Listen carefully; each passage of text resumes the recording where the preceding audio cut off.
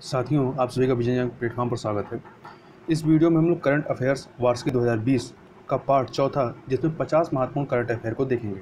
इसमें हम लोग मेनली जनवरी 2020 से करंट अफेयर को कवर करना प्रारंभ किए हैं और इसको हम लोग अगस्त 2020 तक का जो करंट अफेयर है इस सीरीज़ के अंतर्गत कवर करेंगे। तो उसी कड़ी में यहाँ पर हम लोग 50 महत्वपूर्ण करंट अफेयर को देखेंगे। तो इसको प्रारंभ करते हैं।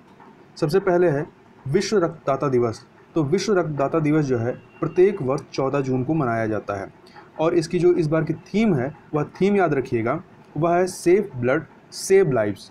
Save blood save lives. और यह मनाया क्यों जाता है? तो एक जीव विज्ञानी रहे हैं कार्ल लैंडस्टीनर, इनके जन्म दिवस पर ही या इनके जन्म दिवस के अवसर पर ही विश्व रक्तदाता दिवस 14 जून को मनाया जाता है। ये जो कार्ल लैंडस्टीनर थे, इनका योगदान क्या रहा? तो इन्होंने रक्त में उपस्थित एक ल्यूटिनिन की मौजूदगी के आधार पर रक्त समूहों का वर्गीकरण किया था। आगे चलते हैं वसंत राय जी के बारे में। तो वसंत राय जी जो हैं ये भारत के सबसे वृद्ध प्रथम श्रेणी के पूर्व क्रिकेटर रहे हैं जिनकी उम्र 100 वर्ष थी। अभी हाल ही में इनका निधन हुआ। तो याद रखिएगा वसंत राय जी किससे संबंधित रहे हैं। अगला है इसरो साइबर स्पेस प्रतियोगिता 2020 से। तो यह जो है इसरो के द्वारा आयोजित की गई है और इसमें कौन लोग पार्टिसिपेट करेंगे? तो कक्षा 1 से कक्षा 12 तक के छात्र छात्राएं इसमें पार्टिसिपेट करेंगे और यह प्रतियोगिता ऑनलाइन कराई जाएगी। और इसरो इसकी स्थापना जो है 15 अगस्त 1969 को हुई थी और इसका हेडक्वार्टर कहाँ है? तो कर्नाटक में है। आगे चलते हैं। भारत जो है सुरक्षा परिषद यूनाइटेड नेशन सिक्योरिटी काउंसिल की गैर स्थायी सीट के लिए जो है गैर स्थायी सीट के लिए 8वीं बार चुना गया है। ये जो सुरक्षा परिषद है इसमें कुल 15 सदस्य होते हैं जिसमें से 5 स्थायी होते हैं और 10 जो होते हैं वो अस्थायी होते हैं। तो यही जो अस्थायी वाले हैं, ठीक है, गैर या कह सकते हैं जो गैर स्थायी हैं, उनके रूप में जो है भारत को चुना गया है, 8वीं बार चुना गया है। और जो भारत का 8वां जो कार्यकाल है ये 2 वर्षों के लिए चुना गया है, 2021 से 2022 तक के लिए। और इससे पहले जो 7वां कार्यकाल रहा है वो 2011-12 का था। आगे चलते हैं 163348। ये जो है यह जो नंबर है या इसको कह सकते हैं 2002 NN4। तो यह है क्या? यह एक क्षुद्र ग्रह है, ठीक है। और यह वर्तमान चर्चा में क्यों आया? तो यह इसके पृथ्वी के पास से गुजरने की उम्मीद व्यक्त की गई थी, इसलिए यह क्षुद्र ग्रह चर्चा में आया था। आगे चलते हैं। अगला है एगुडा फेनिक्स। तो एगुडा फेनिक्स क्या है इसके बारे में थोड़ा सा देखते हैं। तो पुरातत्वविदों ने लीडार पद्धति या टेक्नोलॉजी से माया सभ्यता या माया संस्कृति का सबसे पुराना और सबसे बड़ा स्मारक खोजा है। इसी स्मारक का जो नाम है उसे ही क्या कहा गया है? एगुडा फेनिक्स कहा गया है। और उसको खोजा कहाँ गया है? तो मैक्सिको के तबास्को में इसको खोजा गया है। यह जो स्मारक एगुडा फेनिक्स है इसका यदि हम टाइम पीरियड देखें कि किस समय का, तो ये 800 BC से लेकर के 1000 BC के मध्य का अर्थात 3000 साल पुराना है। और ये जो लीडार होता है, लीडार का पूरा नाम क्या होता है? लाइट डिटेक्शन एंड रेंजिंग, ठीक है। तो यह टेक्नोलॉजी होती है। इसके अलावा यहीं पर याद रखिए तामर घाटी। तो तामर घाटी जो है ये आपके ऑस्ट्रेलिया के तस्मानिया जो प्रांत है वहाँ पर स्थित है। और तामर घाटी जो लौह युग और रोमन युग से संबंधित एक पुरातात्विक स्थल है। और यह जो है यहाँ पर तामर घाटी में यहाँ पर एक नदी बहती है, इसका नाम है ताम्र नदी। तो ताम्र नदी के दोनों ओर इस तामर घाटी का विस्तार है। आगे चलते हैं। कैप्टन अर्जुन। तो कैप्टन अर्जुन क्या है? पहले अर्जुन का पूरा फुल फॉर्म क्या है इसको देख लेते हैं। तो अर्जुन का पूरा फुल फॉर्म है always be responsible and just use to be nice. तो यह जो अर्जुन है यह कृत्रिम बुद्धिमत्ता आधारित एक रोबोट है। इसका कार्य क्या है? इसका कार्य यात्रियों एवं रेलवे कर्मचारियों की कोविड-19 संबंधित स्क्रीनिंग एवं निगरानी करने के लिए, मतलब यह रोबोट है जो भी यात्री या जो रेलवे कर्मचारी रेलवे प्लेटफॉर्म पे जाएंगे या रेलवे स्टेशन पे जाएंगे वहाँ पर यह कोविड-19 संबंधित उनकी स्क्रीनिंग करने का कार्य, उनकी निगरानी करने का कार्य इसके द्वारा किया जाएगा। और इसको स्थापित किसके द्वारा किया गया है? तो जो सेंट्रल रेलवे जोन है जिसका हेडक्वार्टर मुंबई में है, इसके द्वारा इसको स्थापित किया गया है। आगे चलते हैं। अगला है अंतर्राष्ट्रीय रंगहीनता, ठीक है। रंगहीनता जिसको इंग्लिश में रंगहीनता क्या कहते हैं? एल्बिनिज्म कहते हैं। तो अंतर्राष्ट्रीय रंगहीनता जागरूकता दिवस यह प्रत्येक वर्ष 13 जून को मनाया जाता है और विश्व रक्तदाता दिवस वो 14 जून को मनाया जाता है। तो अंतर्राष्ट्रीय रंगहीनता जागरूकता दिवस की जो थीम रही है 2020 की, वह है made to sign. Made to sign. थोड़ा सा रंगहीनता या एल्बिनिज्म के बारे में बात करते हैं। तो मानव शरीर में मेलेनिन, जो मेलेनिन होता है, इसके उत्पादन में शामिल एंजाइम के अभाव में त्वचा, बाल और आँखों में जो रंजक या रंग के संपूर्ण या आंशिक अभाव द्वारा चिन्हित किया जाने वाला एक जन्मजात विकार है। मतलब एक प्रकार से विकार है जिसमें होता क्या है कि मेलेनिन के उत्पादन करने वाला जो एंजाइम होता है उसका अभाव हो जाता है, जिससे कि त्वचा, बाल और आंखों के जो रंग होते हैं वो उड़ जाता है। तो ये क्या है, एक जन्मजात विकार है। तो इसमें संपूर्ण रूप से जो कलर है उड़ सकता है या आंशिक रूप से। तो इस प्रकार से याद रखिएगा कि यह क्या है, जो रंगहीनता है यह एक वंशानुगत विकार है। मतलब एक पीढ़ी से दूसरी पीढ़ी में ये ट्रेवल करता है। और एल्बिनिज्म जीन की वजह से यह जो रंगहीनता की जो बीमारी है यह उत्पन्न होती है। और यह जो रंगहीनता की बीमारी है मानव सहित सभी ऋणधारी जीवों में पाई जाती है। इसके अलावा जो मेलेनिन होता है, मेलेनिन के बारे में देखें तो मेलेनिन जो है शरीर में पाया जाने वाला पदार्थ है जो मानव की त्वचा के रंग का निर्धारण करता है। तो पूछा जाए कि मानव के शरीर का जो रंग होता है इसका निर्धारक करता कौन होता है, तो मेलेनिन होता है। आगे चलते हैं जर्मी क्लीन। तो जर्मी क्लीन क्या है, जर्मी क्लीन एक सैनिटाइजिंग कक्ष है, एक रूम है, ठीक है। इसको DRDO द्वारा निर्मित किया गया है। और इसको निर्मित क्यों किया गया, जो सुरक्षा बल हैं उनकी वर्दी को कीटाणु मुक्त और स्वच्छ करने के लिए इस जर्मी क्लीन सैनिटाइजिंग कक्ष का या रूम का निर्माण किया गया है DRDO के द्वारा। और DRDO की स्थापना कब हुई थी, 1958 में। इसरो की 1969 में, अर्थात DRDO की स्थापना इसरो से पहले हुई थी। आगे चलते हैं, पीपल्स कोऑपरेटिव बैंक। तो पीपल्स कोऑपरेटिव बैंक जो है ये कहाँ पर स्थित है, तो यह कानपुर में स्थित है। और यह चर्चा में इसलिए आया कि RBI ने आगामी 6 माह के लिए ऋण देने और जमा स्वीकार करने पर इस पर रोक लगा दी है। आगे चलते हैं, वर्ल्ड एल्डर मतलब बुजुर्ग एब्यूज दुर्व्यवहार अवेयरनेस डे। तो world Elder abuse awareness day यह प्रत्येक वर्ष 15 जून को मनाया जाता है। और इस बार की थीम क्या है, lifting up voices. Lifting up voices है। आगे चलते हैं, अगला है वर्ल्ड विंड मतलब पवन डे। वर्ल्ड विंड डे यह जो है 15 जून को प्रत्येक वर्ष मनाया जाता है। तो इसका मनाया क्यों जाता है, तो पवन ऊर्जा के उपयोग को प्रोत्साहित और लोगों को जागरूक करने के लिए। इसके अलावा कुछ अन्य चीज़ों को देखें तो इसके जो आपका विंड एनर्जी होती है इसके संदर्भ में जो एक एजेंसी कार्य करती है वर्ल्ड लेवल पे, उसका नाम है ग्लोबल विंड एनर्जी काउंसिल।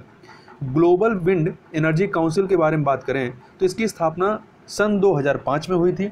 और इसका जो हेडक्वार्टर है वो कहाँ पर है, बेल्जियम की राजधानी ब्रुसेल्स में है। कहाँ पर, बेल्जियम की राजधानी ब्रुसेल्स में है। और इसके द्वारा एक रिपोर्ट जारी की जाती है जिसका नाम है ग्लोबल विंड रिपोर्ट।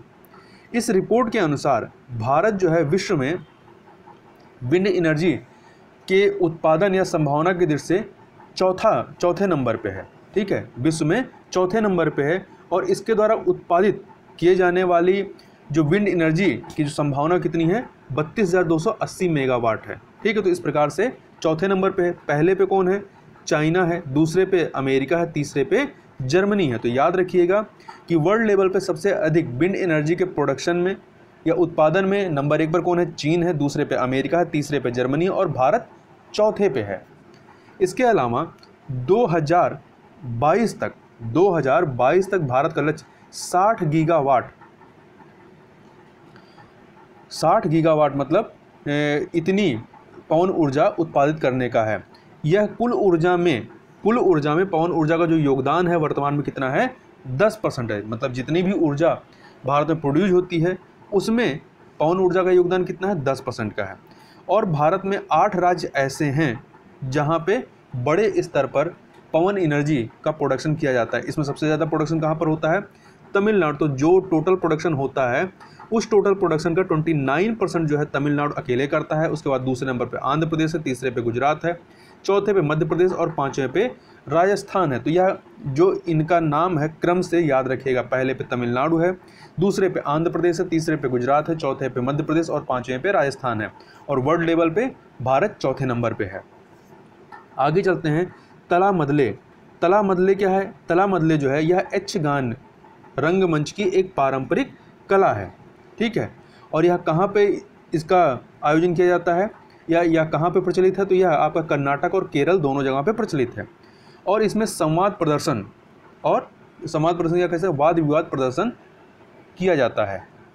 और इसमें जो कथानक या जो विषय होता है वो पौराणिक कथाओं से लिया जाता है।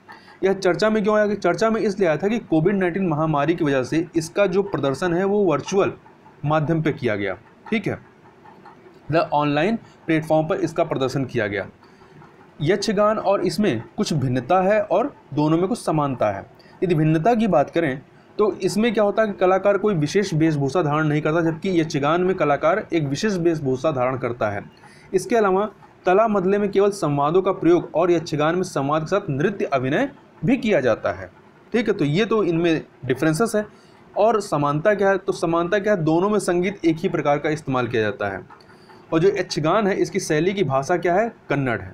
अब यहाँ पर जब हम लोग थोड़ा सा लोक नृत्य के बारे में देख रहे हैं तो दक्षिण भारत के कुछ प्रमुख जो लोक नृत्य हैं विभिन्न राज्यों में प्रचलित, उनके बारे में थोड़ी सी चर्चा कर लेते हैं, उनके नामों को देख लेते हैं कि कौन सा लोक नृत्य या फोक डांस जो है किस दक्षिण भारतीय राज्य में प्रचलित है। तो इसमें पहला नाम आता है कुंभी का। तो कुंभी जो है तमिलनाडु और केरल में प्रचलित है। इसके अलावा मईल अट्टम भी तमिलनाडु और केरल में, बुर्रा कथा या जंगम कथा या आंध्र प्रदेश में, बुट्टा बोमालू या भी आंध्र प्रदेश में प्रचलित है। इसके अलावा कई कोट टिकली ये आपका केरल में प्रचलित है। अगला है पदयानी अर्थात युद्ध कला, यह भी आपका केरल में है। कोल्लकाली पश्चिकाली यह भी एक युद्ध कला है, यह केरल और लक्षद्वीप में प्रचलित है। भूत आराधने कर्नाटक में, पट्टा कुनीथा कर्नाटक में, मुडियट्ट जो है ये केरल में और यह यूनेस्को की इंटेंजिबल हेरिटेज जो है उसमें शामिल है। बीरगाशे कुनीता कर्नाटक में, बेलाट या बोमलाट यह कर्नाटक में इसका प्रदर्शन होता है और यह यक्षगान का ही एक प्रकार है। आगे चलते हैं, अगला है GPI का फुल फॉर्म है global partnership on artificial intelligence. तो भारत जो है इसके संस्थापक सदस्य के तौर पर इसमें शामिल हुआ है। जो ये global partnership on artificial intelligence है इसके संस्थापक सदस्य के रूप में भारत शामिल किया गया है और यह एक अंतर्राष्ट्रीय और बहुहितधारक पहल है। और इसके अलावा याद रखिएगा यहाँ पर कि OECD अर्थात organisation for economic corporation and development, आर्थिक सहयोग और विकास संगठन, जिसकी स्थापना जो है 1960 में हुई थी और इसमें 35 देश शामिल होता है। यह 35 देशों की एक अंतर सरकारी आर्थिक संगठन है और इसका हेडक्वार्टर कहाँ है? तो इसका हेडक्वार्टर फ्रांस की राजधानी पेरिस में है। और याद रखिएगा जो आपका OECD है, OECD इस संगठन में भारत जो है शामिल नहीं है। आगे चलते हैं, इंडियन गैस एक्सचेंज IGX। तो इंडियन गैस एक्सचेंज के बारे में बात करें तो यह पहला राष्ट्रव्यापी ऑनलाइन वितरण आधारित गैस ट्रेडिंग प्लेटफॉर्म है। इंडियन एनर्जी एक्सचेंज IEX की यह एक अनुषंगी के तौर पर इसको विकसित किया गया है। प्रारंभ में गुजरात के हजीरा तथा दाहेज और आंध्र प्रदेश के काकीनाडा को IGX Indian gas exchange digital trading platform से जोड़ा जाएगा। तो यह भी याद रखिएगा हजीरा तथा दाहेज कहाँ पर स्थित है? या गुजरात में स्थित है और काकीनाडा आंध्र प्रदेश में। इसके अलावा यहाँ एक फैक्ट याद रखिएगा कि घरेलू उत्पादित प्राकृतिक गैस को एक्सचेंज में खरीदा और बेचा नहीं जाएगा। ठीक है, यहाँ पर ये जो प्लेटफॉर्म है आपका IGX वाला, ये किसके लिए है? ये जो प्लेटफॉर्म आपका है इंडियन गैस एक्सचेंज, ये केवल जो आयातित गैस होगा प्राकृतिक गैस उसके ही एक्सचेंज के लिए यह प्लेटफॉर्म बनाया गया है, ना कि घरेलू उत्पादित प्राकृतिक गैस के लिए। तो याद रखिए घरेलू प्राकृतिक उत्पादित गैस को एक्सचेंज में या जो IGX इसमें खरीदा और बेचा नहीं जा सकता जाएगा। आगे चलते हैं, मेलाथियान क्या है? तो मेलाथियान यह एक कीटनाशक है जिसका उपयोग सार्वजनिक स्वास्थ्य, कीट नियंत्रण कार्यक्रमों और कृषि इत्यादि में होता है। अभी यह चर्चा में इसलिए आया है कि HIL इंडिया लिमिटेड ने ईरान को टिड्डी नियंत्रण कार्यक्रम हेतु मेलाथियान की आपूर्ति की है, तो इसलिए यह मेलाथियान चर्चा में आया था। तो याद रखिएगा यह एक कीटनाशक है। आगे चलते हैं, हिमालय में ट्रैकिंग जादुई अनुभव। तो यह एक ऑनलाइन प्लेटफॉर्म पे एक कार्यक्रम आयोजित किया गया है, देखो अपना देश वेबिनार के अंतर्गत।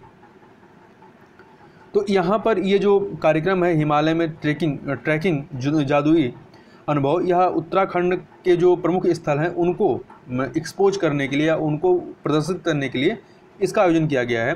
तो इसमें जो महत्वपूर्ण है, जैसे कुंवारी दर्रा जो है यह उत्तराखंड में स्थित है। तो याद रखिए कुंवारी दर्रा कहाँ, उत्तराखंड में, और इसकी खोज जो है लॉर्ड कर्जन ने की थी और इसी वजह से इसे कर्जन ट्रेल भी कहा जाता है।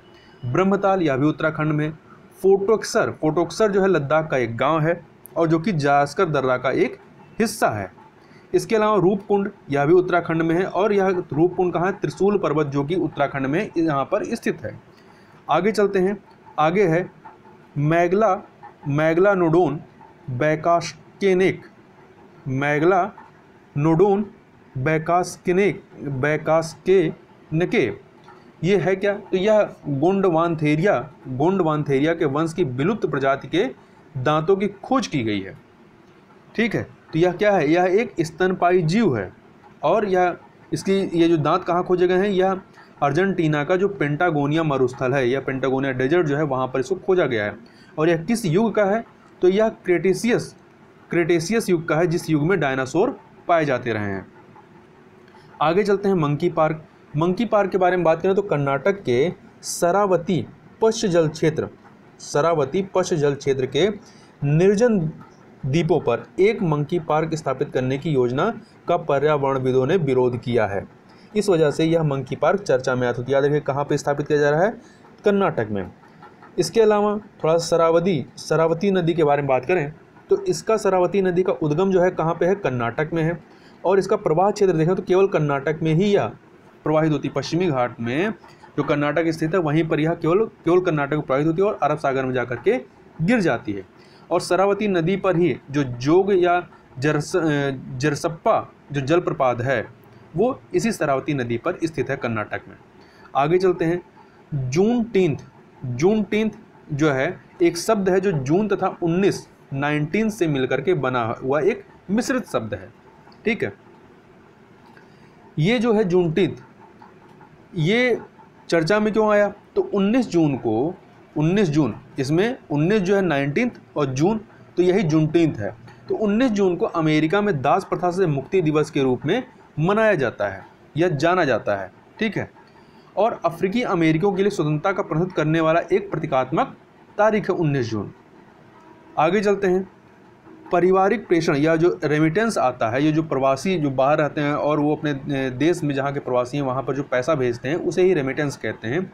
तो पारिवारिक प्रेषण या रेमिटेंस का अंतर्राष्ट्रीय दिवस जो है यह प्रत्येक वर्ष 16 जून को मनाया जाता है और इस बार की जो थीम रही है वह क्या रही है, building resistances in times of crisis. Building resistance in times of crisis. अगला है सहकार मित्र। तो सहकार मित्र जो है यह क्या है, एक इंटर्नशिप कार्यक्रम पर एक योजना है और यह पहल किसकी है, तो यह जो इनिशिएटिव है यह राष्ट्रीय सहकारी विकास निगम NCDC, राष्ट्रीय सहकारी विकास निगम NCDC की एक पहल है। और यहाँ ध्यान रखिएगा यह जो राष्ट्रीय सहकारी विकास निगम है इसकी स्थापना 1963 में की गई थी संसद के अधिनियम से। ठीक है, और यह आता किसके अंतर्गत है, तो यह आपका कृषि और किसान कल्याण मंत्रालय के अंतर्गत आता है, राष्ट्रीय सहकारी विपणन निगम। आगे चलते हैं, अगला है विश्व बाल श्रम निषेध दिवस। तो याद रखिएगा विश्व बाल श्रम निषेध दिवस प्रत्येक वर्ष 12 जून को मनाया जाता है और इस बार की जो थीम रही वह क्या है कि कोविड-19 बच्चों को बाल श्रम से बचाए पहले से कहीं ज़्यादा। कोविड-19 बच्चों को बाल श्रम से बचाएं पहले से कहीं ज़्यादा। यह थीम इसीलिए अपनाई गई क्योंकि कोविड-19 संक्रमण के दौर में बच्चों के जो है कह सकते हैं कि बाल श्रम की तरफ जाने की बहुत ज़्यादा संभावना है।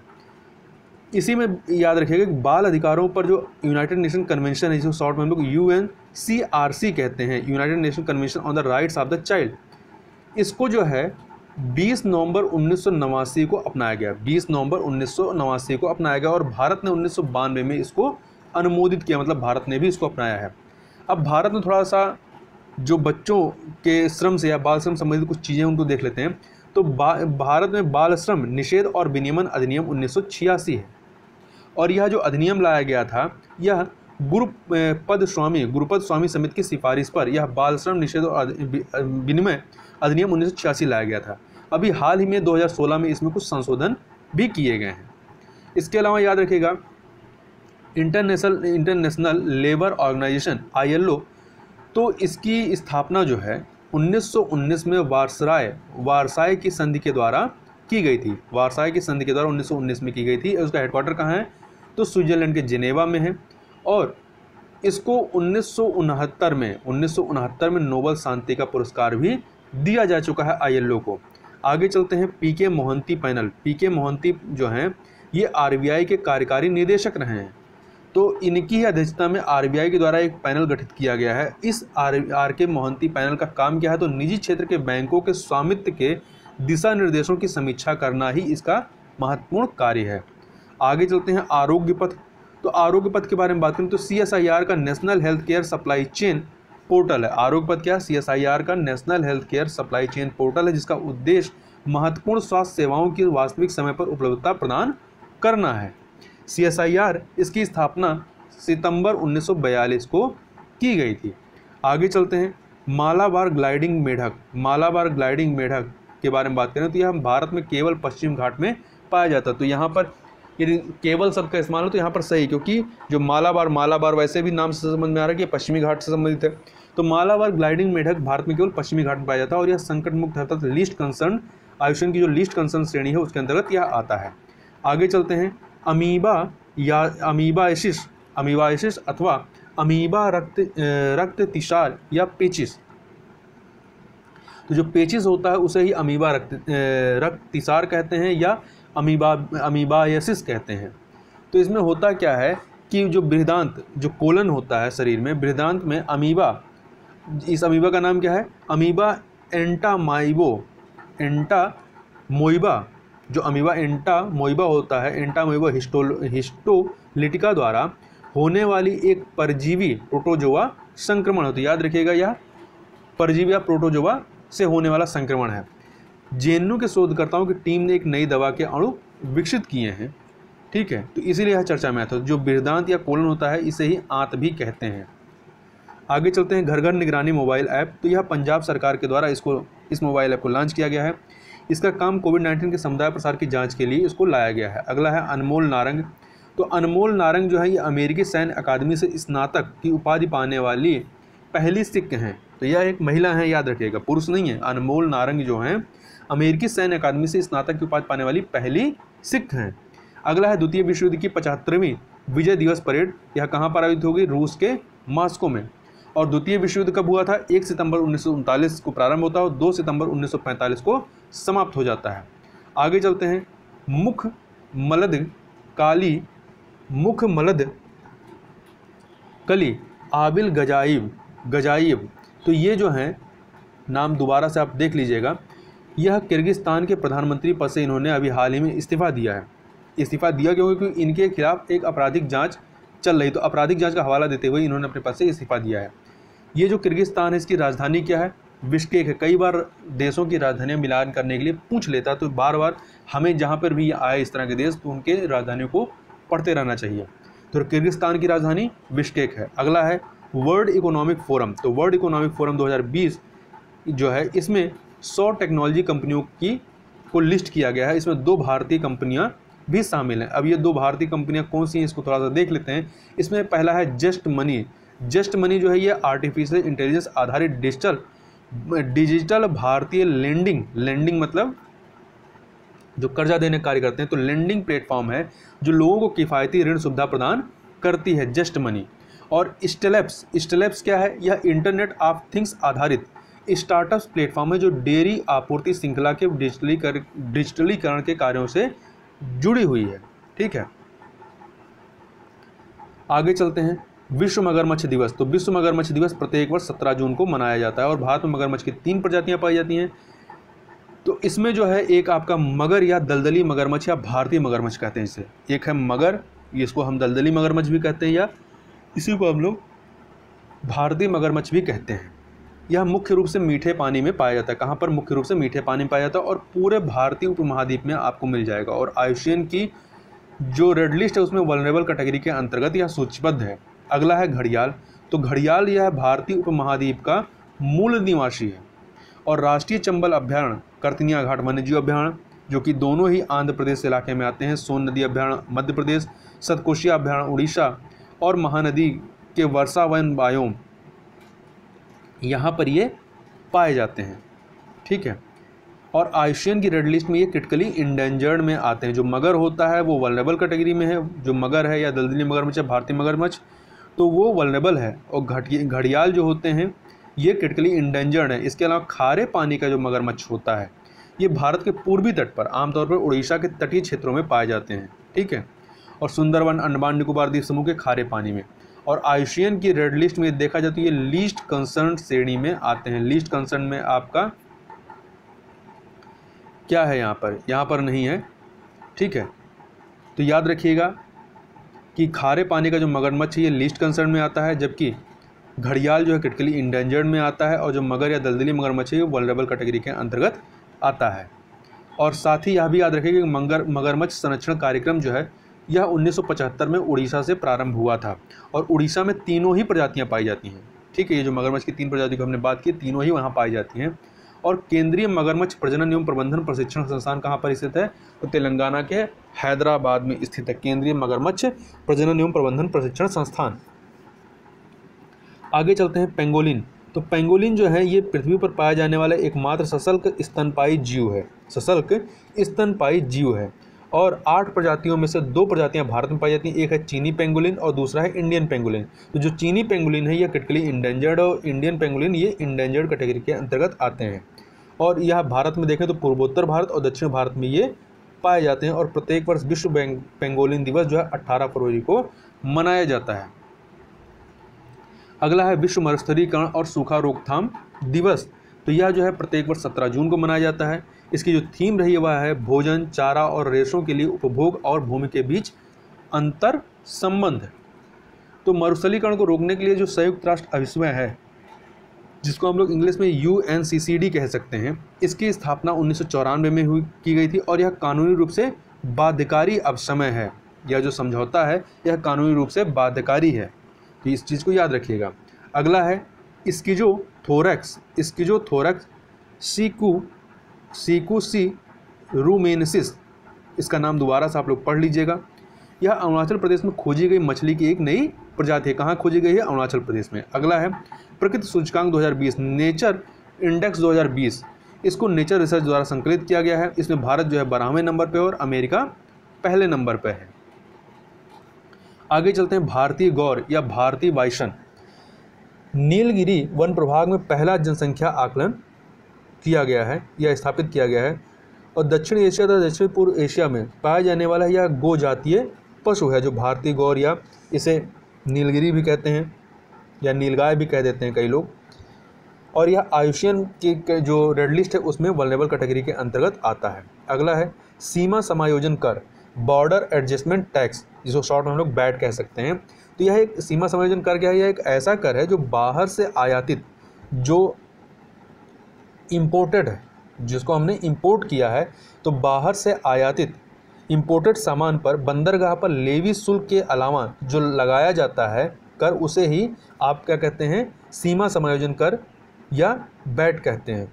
यह एक राजकोषीय उपाय है जिसे कर के गंतव्य सिद्धांत के अनुसार वस्तुओं एवं सेवाओं पर लगाया जाता है। ठीक है, यह एक राजकीय उपाय जिसे कर के गंतव्य सिद्धांत, मतलब जहाँ पर उस वस्तु का उपभोग किया जा रहा है, मतलब जहाँ पर उसका इस्तेमाल हो रहा है वहाँ पर ही टैक्स लगाया जाएगा। आगे है पदार्थ की 5वीं अवस्था। जो पदार्थ की 5वीं अवस्था है जिसे हम लोग बोस आइंस्टीन कंडेंसेट के नाम से जानते हैं, BEC, यह मानव निर्मित है। यह नेचर में जो है नेचुरली नहीं पाया जाता, बल्कि यह मानव निर्मित अर्थात आर्टिफिशियल है। यह होता कैसे? जब किसी तत्व के परमाणुओं को परम शून्य मतलब 0 केल्विन या -273.15 डिग्री सेंटीग्रेड तक ठंडा किया जाता है, तो यह 5वीं अवस्था आती है। अगला है किलादि उत्खनन। तो किलादि उत्खनन के बारे में बात करें तो तमिलनाडु में मदुरै से लगभग 13 किलोमीटर दक्षिण पूर्व में बेंगई नदी के किनारे यह किलादि उत्खनन यह उत्खनन किया जा रहा है। यह जो किलादि उत्खनन है, संगम काल के दौरान नगरीय सभ्यता के यहाँ पर साक्ष्य मिले हैं। और साक्ष्य के रूप में क्या मिला है? कच्चे तथा पके हुए बर्तनों पर तमिल ब्राह्मी लिपि में उत्कीर्ण अक्षरों के प्रमाण मिले हैं। और यह जो साक्ष्य हैं वो 6वीं शताब्दी ईसा पूर्व के साक्ष्य हैं। आगे चलते हैं सत्यभामा पोर्टल। तो सत्यभामा पोर्टल के बारे में बात करें तो यह पोर्टल कोयला मंत्रालय के द्वारा लॉन्च किया गया है या उसके द्वारा प्रारंभ किया गया है, और यह साइंस एंड टेक्नोलॉजी योजना फॉर आत्मनिर्भर इन माइनिंग एडवांसमेंट इसका पूरा नाम है। ये जो सत्यभामा पोर्टल है, इस सत्यभामा में इसका पूरा नाम क्या है, जिसका नाम है साइंस एंड टेक्नोलॉजी योजना फॉर आत्मनिर्भर भारत इन माइनिंग एडवांसमेंट।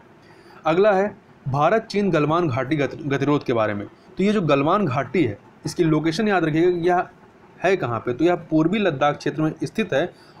पूर्वी लद्दाख क्षेत्र और अक्साई चीन के मध्य में यह गलवान घाटी स्थित है। और 3 ऐसे बिंदु हैं या 3 ऐसे स्थल हैं जिसको लेकर के भारत और चाइना के बीच में वर्तमान में विवाद चल रहा है। एक है आपका गलवान घाटी, दूसरा है हॉट स्प्रिंग एरिया और तीसरा है पेंगोंग झील। आगे चलते हैं डेक्सामीथासोन।